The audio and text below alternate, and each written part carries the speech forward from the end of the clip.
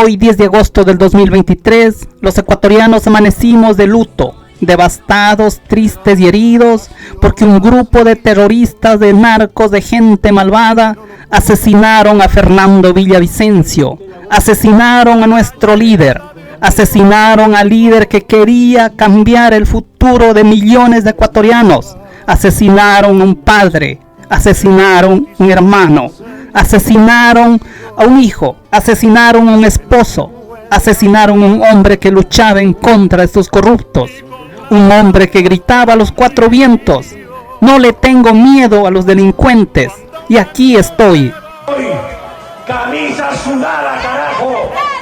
Ustedes son mi chaleco antibalas. Yo no necesito. Ustedes son un pueblo valiente y yo soy valiente como ustedes. Ustedes son quienes me cuidan.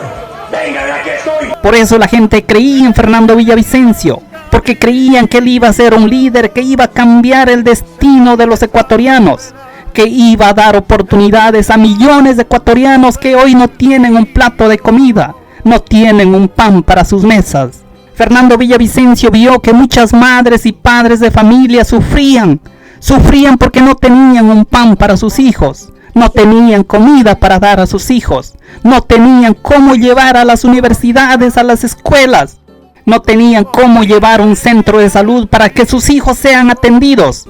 Fernando Villavicencio veía que en sus comunidades no tienen ni siquiera los servicios básicos. Y por eso Fernando Villavicencio se ganó el cariño, apoyo y respaldo de millones de ecuatorianos en todo el país, en el extranjero, como en Estados Unidos, Europa y en muchos países del mundo, ecuatorianos que veían una luz, veían un líder, veían una persona que luchaba en contra de la corrupción, veían un líder que podía cambiar el futuro de millones de ecuatorianos. Y por eso el 10 de agosto muchos ecuatorianos se preguntan ¿por qué tenía eso que pasar con Fernando Villavicencio? Muchos se dicen: Dios, ¿por qué no me llevaste a mí y dejaste al líder para que haga el trabajo que nosotros no podemos hacer? Muchos ecuatorianos se quedan mirando del uno al otro y preguntándose: ¿por qué esto tenía que pasar con nuestro líder?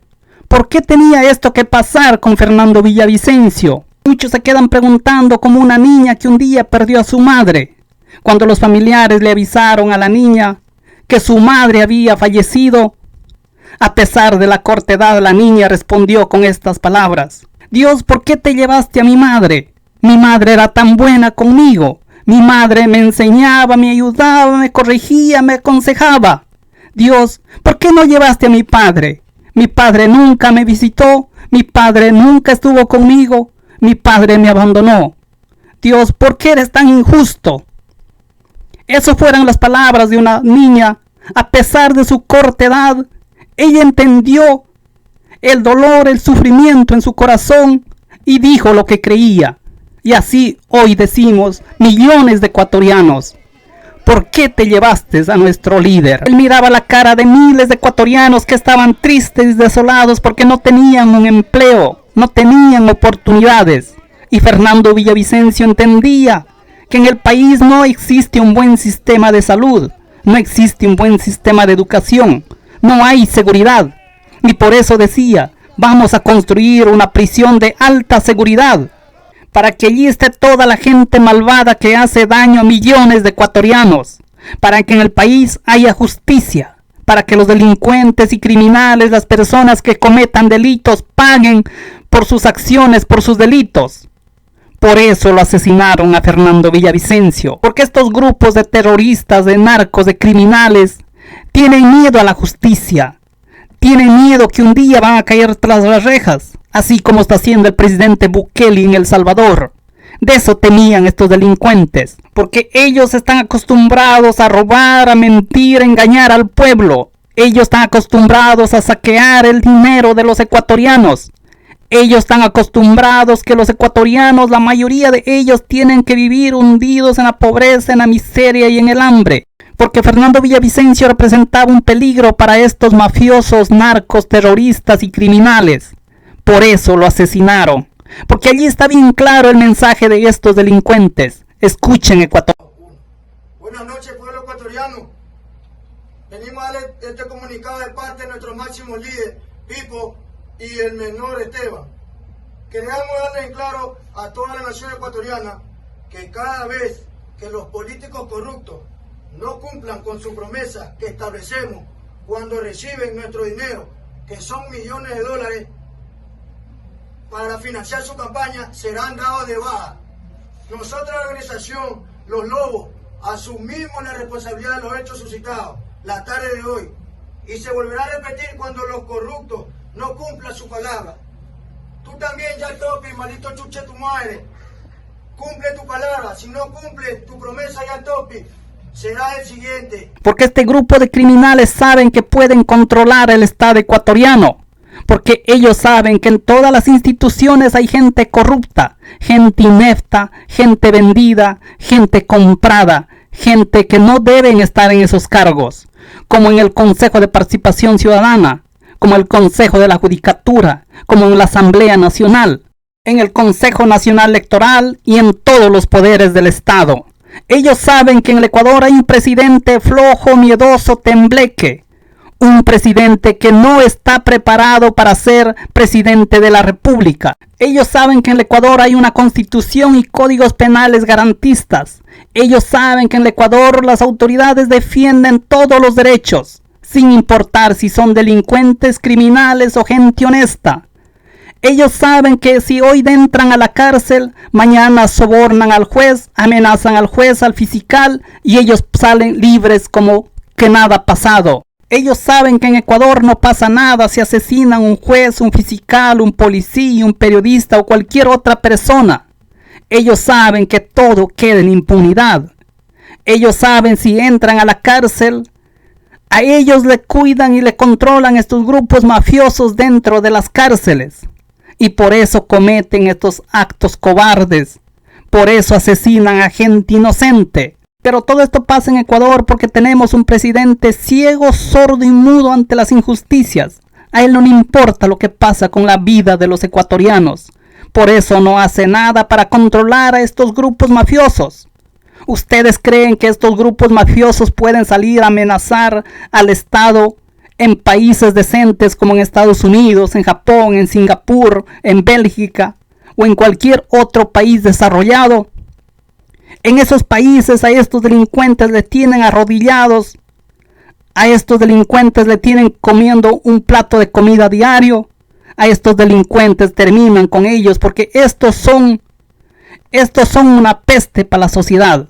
Estos delincuentes deben ser eliminados, así como hizo Lee Kuan Yew en Singapur, así como está haciendo Nayib Bukele en El Salvador, así como hizo Abraham Lincoln en Estados Unidos con los esclavistas. Señor Guillermo Lasso, el asesinato de Fernando Villavicencio también le involucra a usted y a sus ministros, porque usted nombra ministros que no saben ni tienen idea de lo que hacen, no saben nada de seguridad. Ecuatorianos, ¿ustedes creen que un candidato a la presidencia de la República que fue amenazado por estos criminales pueda andar en una camioneta como estos?